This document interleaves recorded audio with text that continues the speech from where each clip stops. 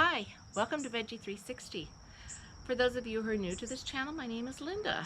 In today's video, I'd like to talk about what to plant in your garden in August. August is a little bit of a transition month. For most of you, it's still ridiculously hot with temperatures in the 90s, maybe even up to 100, and yet first frost is actually a few months away. Now, there still might be time, depending on where you live, there actually might be time for you to put in another round of summer crops like bush beans and cucumbers before the first frost. But it's also a perfect time for you to start a fall garden. So let's talk about what are some options of what you can plant in your garden in August. Now, most summer crops you plant in the spring, and they'll actually keep producing steadily until the first frost. These are your workhorses of the garden, like peppers, eggplant, pole beans or vining beans. Also, I would put indeterminate tomatoes in that category as well, although this year with the ridiculously hot temperatures that hit early, and then we had early evening or late afternoon, early evening rain that kept the foliage wet, combined with the high temperatures, perfect conditions for some tomato diseases. So I don't know if these are going to make it to the first frost. They're doing okay right now, but in the average year, I would put indeterminate tomatoes on that list as well. Now, other crops are going to produce for a shorter period of time. This would be bush beans. These are genetically programmed to produce the bulk of the beans in a relatively short amount of time, and then smaller harvests later on in the season. So those, it's best to go ahead and pull them out, put something else in its place.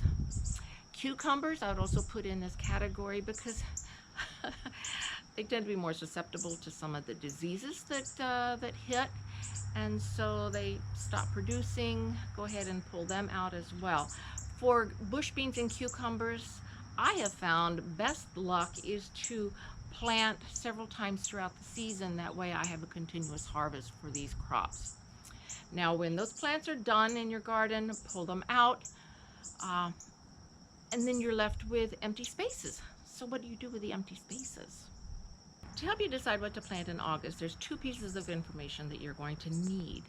The first one is, what is your average frost date in your area? You can get this information from a local county extension agent or a master gardener. I've also included some links in the description below where you can go to look it up online yourself. The second piece of information is days to harvest. You can get this from the back of the seed packet. Now, keep in mind, you're planting in the fall, and the days are going to continue to get shorter and shorter until winter solstice. Since plants need a lot of sunlight to grow properly and produce for you, you're going to want to add 2 weeks to the number of days to harvest, simply because the plant growth is starting to slow down. And oh, by the way, the cooler temperatures will slow it down even further. So add 2 weeks to that number of days to harvest. Now, once you have this information, you count backwards from your average first frost date, the number of days till harvest. Add 2 weeks to that, and that will be your target planting date for your fall garden. Now, you can cheat and buy some extra time in the garden using some season extenders, such as this. This is a frame for a mini hoop house. I have included a link to a video on season extenders in the description below, but I literally was able to harvest year-round with a mini hoop house. I used fabric row cover over this frame, and it enabled me to harvest throughout the winter. You can also check out a book by Nikki Jabbour. Her book is called Year-Round Winter Gardener. She does an excellent job talking about different tips and techniques for winter growing. She lives in Nova Scotia, and if she can harvest year-round, she's going to have some great tips for you. So check out that book. Again, I've included a link in the description below for that book. Now let's talk about what to plant now. Most fall or cool weather crops will tolerate a light frost. Other cool weather crops will actually tolerate even colder temperatures, such as kale and broccoli. The trick though is, or the key, is to get those vegetables in early enough so that they can establish themselves very well before that first frost. This will enable you to continue to harvest throughout the winter months. Now let's talk about what cool weather crops you can start in August. I've made a list. This is only a partial list. There's many other vegetables, but these are the ones that I have found that are easiest for me to grow and grow in small spaces. First category is Asian greens. This would include bok choy, mizuna, tatsoi. These all have shorter growing seasons, very tasty, highly nutritious. I'd encourage you to try those.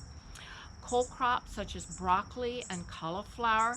I did say growing in small spaces. The caveat here is cauliflower. It is a little bit of a space hog, but for the last few years I've been planting purple cauliflower. And let me tell you, that one is definitely worth planting in spite of the fact that it takes more room to grow. It's very, very tasty and quite cold tolerant. Not as cold tolerant as broccoli though.